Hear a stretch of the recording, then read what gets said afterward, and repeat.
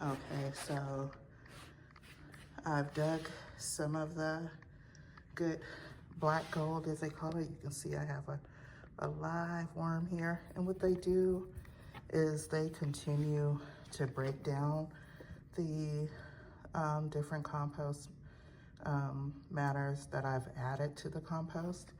And also they're good tillers.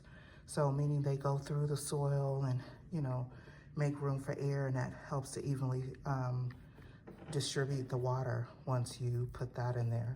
So this, I'm gonna, you know, I talked about that whole paper that I threw in there, and it's okay because worms, when you're starting your bin out, you wanna have bedding, and it's, you know, just for them to have a, you know, a base until you add more, you know, to your compost.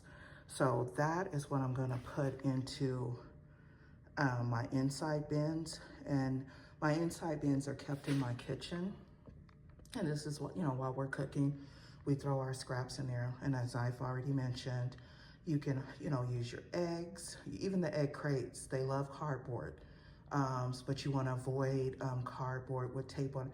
Even if you get some things in there, they're going to break down what they can break down, and they will leave the rest. So it's when you go back through, like how when I went to dig this up, and I'm going to leave this in the garage because it has that earthy smell and it's a bit moist, so I wanted to dry out just a bit. And then I'm going to top off my indoor plants that have you know, as you've planted things and the soil begins to, you know, break down, or I have worms in there and it breaks down, I'm gonna top it off. And yeah, so now I'm gonna dump my kitchen scraps in here. So yeah, and I keep them, they are some old laundry detergent buckets. As you see, I used a, what is it called? I guess I can't pronounce it correctly. A sword. You know what I'm saying. It's one of those electrical instruments that you use for electrical things, but I use it to punch holes. And because you need lots of air, because they, you know, need air.